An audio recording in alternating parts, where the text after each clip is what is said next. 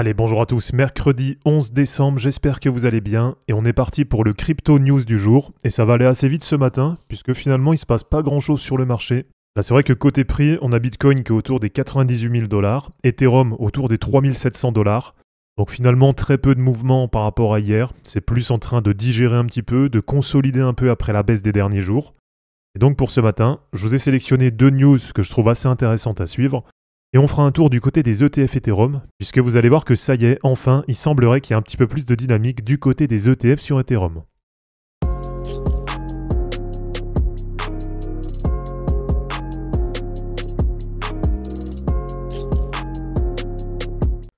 Allez, pour commencer les amis, la première news du jour. Donc une nouvelle fois, ça nous parle de la menace des ordinateurs quantiques pour les cryptos, puisqu'il y a Google qui a annoncé avoir sorti une puce quantique est capable en à peine 5 minutes de faire des calculs que les meilleurs ordis feraient en plusieurs milliards d'années.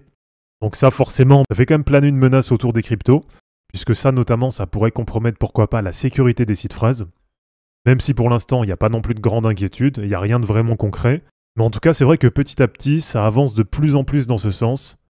Et donc moi, je reviens toujours un peu là-dessus, mais c'est notamment pour ça que j'avais investi à l'époque sur Abelian, donc une crypto qui fonctionne pas du tout en termes de chart, même si là aujourd'hui elle nous fait un plus 40%, donc c'est peut-être lié notamment à cette annonce de Google. Je pense toujours que cette menace des ordinateurs quantiques, elle va exister dans le futur, et c'est pour ça que je m'intéresse à des projets qui se présentent comme étant justement quantum résistants, même si aujourd'hui peut-être que c'est encore un peu trop tôt, c'est peut-être un peu précurseur, mais en tout cas pour les prochaines années, si on se projette par exemple à 2030, eh bien je pense que dans le domaine des cryptos, on aura de plus en plus de projets qui iront dans ce sens-là. Donc voilà, c'est pas du tout un conseil en investissement. De toute façon, vous voyez la charte, elle est vraiment dégueulasse. Mais vraiment, ça me paraît intéressant. Donc n'hésitez pas à vous renseigner, notamment sur d'autres projets qui se présenteraient comme étant résistants aux ordinateurs quantiques. Allez, pour continuer les amis, la deuxième news du jour, c'est du côté de Microsoft, puisqu'ils ont voté non à l'intégration de Bitcoin dans les comptes de l'entreprise. Donc c'était une proposition qui avait été faite par Michael Saylor, qui leur avait conseillé de mettre à peu près 1% de leur chiffre dans Bitcoin. Et du coup, ça a été refusé. Donc c'est vrai que c'est dommage, pas forcément pour les sommes, puisque j'ai vu passer des sommes autour de 700 à 800 millions de dollars qui auraient été investis. Donc quand on compare avec ce que met MicroStrategy toutes les semaines, finalement ça représente pas grand chose. Mais en tout cas, ça aurait permis d'avoir un des GAFAM qui aurait commencé à officiellement investir dans Bitcoin. Et par la suite, en voyant que ça fonctionne, notamment sur les années de bull run, eh bien peut-être qu'ils auraient augmenté un peu l'allocation, avec par exemple 2, 3, 4 ou même 5% de leur chiffre qui auraient été investis soit dans Bitcoin ou soit dans quelques altcoins. Et allez, pour terminer les amis, ça va assez vite ce matin, la troisième news du jour, bon c'est pas forcément une news, mais c'est du côté des chiffres sur les ETF Ethereum. Et là depuis début novembre, c'est quand même assez intéressant. On voit que semaine par semaine, il y a de plus en plus d'inflows sur les ETF Ethereum, alors qu'on voit qu'avant là ça avait vraiment beaucoup de mal, et il y avait même pas mal de semaines avec des outflows.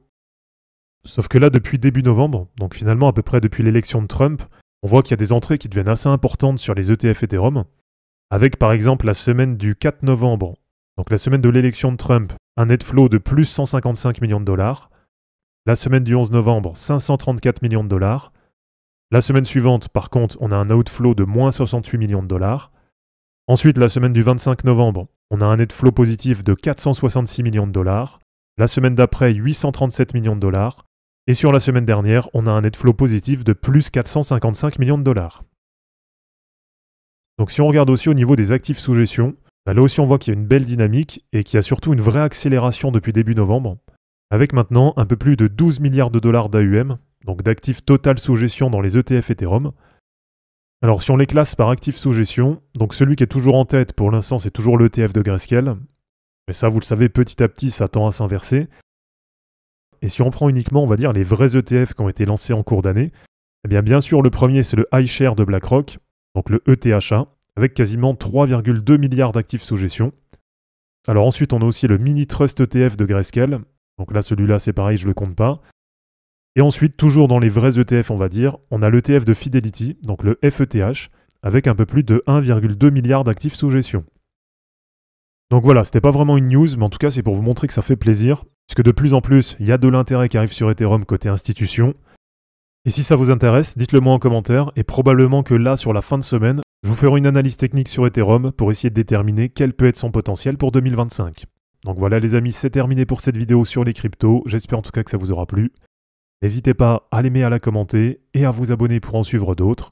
Je vous rappelle que dans la description de cette vidéo, vous allez retrouver tous les liens utiles et les liens pour me soutenir, et je vous dis à bientôt pour une prochaine vidéo. Ciao!